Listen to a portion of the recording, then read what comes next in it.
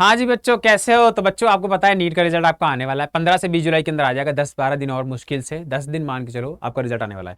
तो क्या बातें याद रखनी है, रिजल्ट से पहले ही आप ट्राई करो ये चीजें हो जाएं, ठीक है? क्योंकि जैसे ही रिजल्ट आएगा बेटा बहुत सारा पैनिक क्रिएट हो जाता है।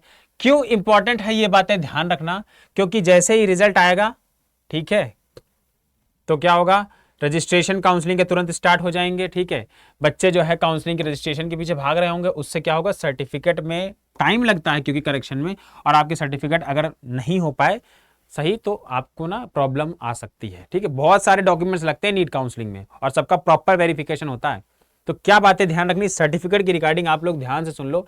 आपको पता है कि ये सारे डॉक्यूमेंट लगते हैं, ये बेसिक डॉक्यूमेंट है और भी लगते हैं। तो पहले क्या करो, सबकी एक पीडीएफ फॉर्मेट में एक कॉपी सेव करके रख लो, सॉफ्ट कॉपी, और उसी का प्रिंट आउट हार्ड कॉपी भी बना लो, ठीक है। एंड ये जो डॉक्यूमेंट्स बनाना, इनके कम से कम 3 सेट बना लो, कोई ज्यादा दिक्कत नहीं है यार, 1 रुपए 2 रुपए का प्रिंट हो जाता है, ठीक है। 3 सेट इनके बना लो और इनको फोल्डर में अपने मोबाइल में, अपने लैपटॉप में, जिसमें भी टैब में जो भी यूज करते हो आप, उसमें एक फोल्डर बना के रख लो जिसमें सारी डिटेल्स होनी चाहिए, सारे पीडीएफ्स होने चाहिए, ताकि कल को कोई हार्ड कॉपी खो भी जाए तो तुरंत आप दूसरा प्रिंट करवा दो, ठीक है बेटा। तो क्या क्या है, एडमिट कार्ड रिक्वायर होता है, स्कोर कार्ड जैसे रिजल्ट आएगा, 10th की मार्कशीट, 12th की मार्कशीट, हम इंप्रेशन वगैरह हो गया, सिग्नेचर हो गया, पासपोर्ट साइज फोटोग्राफ हो गई, आधार कार्ड, जो भी आप आधार कार्ड यूज करो, देखो कि भैया 10th की मार्कशीट और आधार कार्ड दोनों सेम है कि नहीं है, जो भी डेटा है सेम है कि नहीं है, इन्फॉर्मेशन अलग अलग होगी तो आधार कार्ड को अपडेट कराओ, आधार कार्ड अपडेट करने में थोड़ा टाइम लगता है। तो ये सारी चीजें इसीलिए मैं कह रहा हूं आप पहले से ही तैयार करके रख लो। दूसरा जो सबसे ज्यादा प्रॉब्लम हो जाती है बच्चों को, वो कैटेगरी सर्टिफिकेट हो जाती है, ठीक है। क्या आपका सर्टिफिकेट वैलिड है, क्या फॉर्मेट में है, क्या स्टेट सर्टिफिकेट है? ऐसा नहीं, कई बच्चे ऐसा करते हैं कि सेंट्रल का बना हुआ है, स्टेट वाली काउंसलिंग में लगा दिया, स्टेट वाला बना था, सेंट्रल वाली काउंसलिंग में लगा दिया। तो ऐसा नहीं होता है। जिस भी काउंसलिंग में आप पार्टिसिपेट करने वाले हो, उस स्टेट का उसी फॉर्मेट में आपके पास सर्टिफिकेट होना चाहिए, ठीक है। आपका ओबीसी एनसीएल है, आपका ईडब्ल्यूएस है, आपका एससी एसटी सर्टिफिकेट है, ठीक है, एमबीसी ईबीसी पीडब्ल्यूडी जो भी है, ठीक है। वैलिडिटी चेक करना, आपको पता है ओबीसी एनसीएल हो गया, ईडब्ल्यूएस हो गया, ये सब क्या है, ईडब्ल्यूएस फाइनेंशियल ईयर मांगता है, उसमें एक वैलिडिटी है कि 8 लाख रुपए से कम इनकम होगी तभी बनेगा। तो ये सारी चीजें क्राइटेरिया बनवा के आप वो सर्टिफिकेट बनवा लो, और अगर पुराना हो गया तो उसको रिन्यू करा लो, क्योंकि पुराना तो लगेगा नहीं, 1 अप्रैल 2026 के बाद का ही लगेगा। तो अगर पुराना है तो रिन्यू करा लो बेटा, रिन्यू कराने में टाइम लगता है, ये सारी चीजें करने में टाइम लगता है, ठीक है।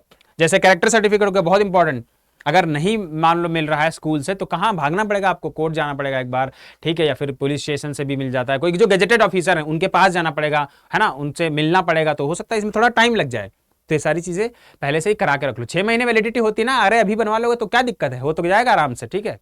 तो ये सारी चीजें ध्यान रखनी है, क्योंकि जब काउंसलिंग चल रही है तो यार आप चॉइस फिलिंग पे ध्यान दोगे, आप डेट्स पे ध्यान दोगे, रिपोर्टिंग पे ध्यान दोगे, कि सर्टिफिकेट बनवाते घूमोगे।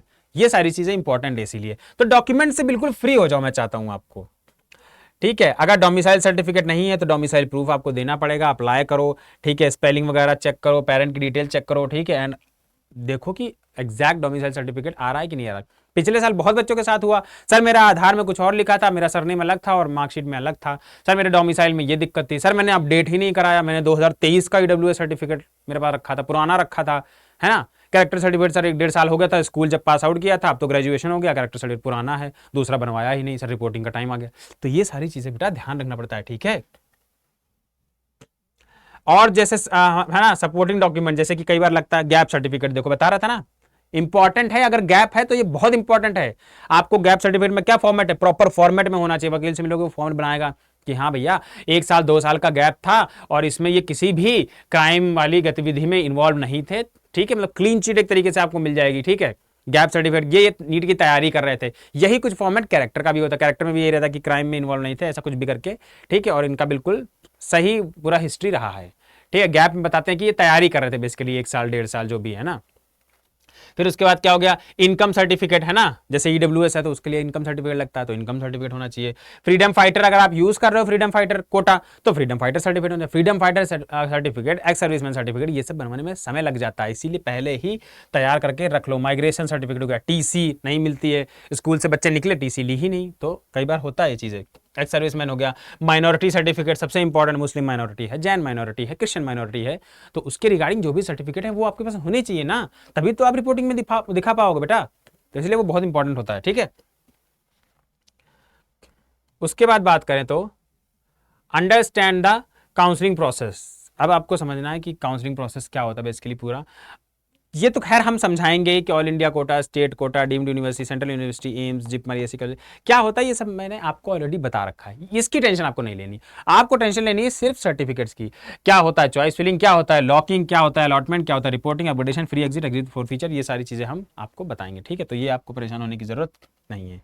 चलिए फिर आता है कॉलेजेस के बारे में रिसर्च करना। अच्छा, इसकी भी चिंता आपको करने की जरूरत नहीं है, ये मैंने आपको बताया था। आपको जो एक लिस्ट तैयार करनी होगी, जो हम आपको लिस्ट तैयार करके देंगे आपकी, उसमें आप देखोगे हम आपको पहले रखेंगे ऊपर ड्रीम कॉलेजेस। ठीक है, भले आपको ये मिल रहे हो ना मिल रहे हो सकता है थोड़ा सा, अब हम बिल्कुल ही अनएक्सपेक्टेड नहीं रख देंगे, लेकिन हाँ अगर रेंज में आ सकते हैं तो हम रखेंगे। दूसरा आपके जो रियलिस्टिक कॉलेजेस होंगे, ठीक है, जो आपको सच में मिलने वाले हैं। और तीसरे आपके safe college. Sir safe college क्यों बेटा, मान लो कि आपको यहां पर खत्म हो गया और यहां का कॉलेज आपको मिल सकता था, लेकिन नीचे आपने कोई कॉलेज नहीं डाला, तो इसीलिए हम नीचे भी कुछ सेफ कॉलेजेस रखेंगे। इसी तरीके की हम आपकी पर्सनलाइज्ड लिस्ट बनाते हैं। बहुत सारे कॉलेजेस हैं, तो उसी में से हम फिल्टर करके आपको वो कॉलेज देंगे कि आपको उसमें से बेस्ट भी मिल जाए, या तो आपका अलॉटेड जो मिल जाए, और अगर नहीं हो रहा हो तो सेफ तो कॉलेजेस मिल ही जाए। ठीक है, रिसर्च फीस के बारे में, ये सब बॉन्ड हो गया, स्टाइपेंड हो गया, इंफ्रास्ट्रक्चर हो गया, पेशेंट फ्लो हो गया, हॉस्टल हो गया, PG opportunity, location, PVH cut off, ये सब कहां मिलेगा? ये सब आपको पहली बात तो हम यूट्यूब पे क्लियर कर ही रहे हैं, दूसरा आपको हमारे काउंसलिंग पोर्टल पे मिल जाएगा। ठीक है बेटा, डिस्क्रिप्शन में ना देखोगे बैच दिए हुए हैं, जैसे किसी भी बैच में आप एनरोल करोगे आपको एक ऐसा पोर्टल, एक ऐसा मास्टर पोर्टल का एक्सेस मिलता है जिसमें ये सारी डिटेल, ये तो बहुत कम लिखी है, इससे ज्यादा इवन कट ऑफ्स भी, सारी कट ऑफ्स भी वहां पे आपको अवेलेबल दिखेंगी। ठीक है बेटा, तो चलो फिर आगे देखें। ये सब तो हमारे पे छोड़ दो, इसकी टेंशन मत लो, ये भी आप हमारे थ्रू कर सकते हो बेटा। आप पोर्टल पे जाओगे, आप अपना जो भी मार्क्स है वो मार्क्स लिखोगे और आपको रैंक आपकी पता चल जाएगी। ठीक है, नीट रैंक प्रेडिक्टर वहां पे दिया गया है, तो वहां पे आप अपनी रैंक पता कर सकते हो। प्रीवियस ईयर कट ऑफ भी आपको पोर्टल पे मिल जाएगी, हमारी वीडियोस में भी मिल जाएगी। हमारे टेलीग्राम चैनल को ज्वाइन कर लो, वहां पे जो भी मैं वीडियोस यहाँ पे बनाता हूं उन वीडियोस की पीडीएफ में टेलीग्राम पे साथ ही साथ अपलोड कर देता हूं, ताकि आपके पास भी कट ऑफ का डेटा रहे। ठीक है बेटा, तो ये सारी टेंशन भी हमारी है। आपकी जो भी काउंसलिंग का प्रोसीजर होगा, प्रेफरेंस लिस्ट जो कि हम आपको बना के देंगे, लिखा भी है देखो, separate your list into dream colleges, target colleges and backup colleges. ठीक है, तो हमारा भी इसी तरीके से आपको प्रेफरेंस लिस्ट देखने को मिलेगा। थोड़ा सा एनालिसिस करना पड़ता है प्रेफरेंस बनाते वक्त, ठीक है, कि किस कॉलेजेस में कितनी सीट है, क्योंकि कई बार ऐसा देखा गया है कि राउंड 1 की कट ऑफ कम गई किसी किसी कॉलेज की, और राउंड 2 की कट ऑफ ज्यादा चली गई है ना, राउंड 1 की ज्यादा गई, राउंड 2 की, ये तो नॉर्मल वेरिएशन होता है। मतलब राउंड 1 में कॉलेज जो है, मान लो एग्जाम्पल लो 550 नंबर पे नहीं मिल रहा था, ठीक है, बाद में पता चला कि और हाई नंबर है, उसके बाद भी कॉलेज नहीं मिला। समझ गए ना मैं क्या कहना चाह रहा हूं बेटा, कि कई बार ऐसा देखा गया है कि पहले जो है कम नंबर पे कॉलेज मिल गया फर्स्ट राउंड में, और सेकंड नंबर पे ज्यादा नंबर वाले को भी कॉलेज नहीं मिला। तो ये केसेस होते हैं, ये सारे केसेस हम स्टडी करते हैं। ठीक है, हर राउंड में कुछ कॉलेजेस जो होते हैं वो अपनी पर्टिकुलर सीट्स ही रिलीज करते हैं, किसी ने 100 सीट पहले राउंड में खोल दी, किसी ने कितनी खोली, तो ये सारी चीजों को एनालाइज करके ही हमको प्रेफरेंस तैयार करनी पड़ती है। ठीक है बेटा, ये क्या हो गया, ठीक है, अच्छा खत्म हो गया, चलो। तो ये सारी चीजें आपको ध्यान रखनी है बेटा, आपको टेंशन लेने की जरूरत नहीं है कट ऑफ के बारे में। आपको बस मेरा मेन पर्पस था कि क्या क्या सर्टिफिकेट रेडी करके रख लेने हैं।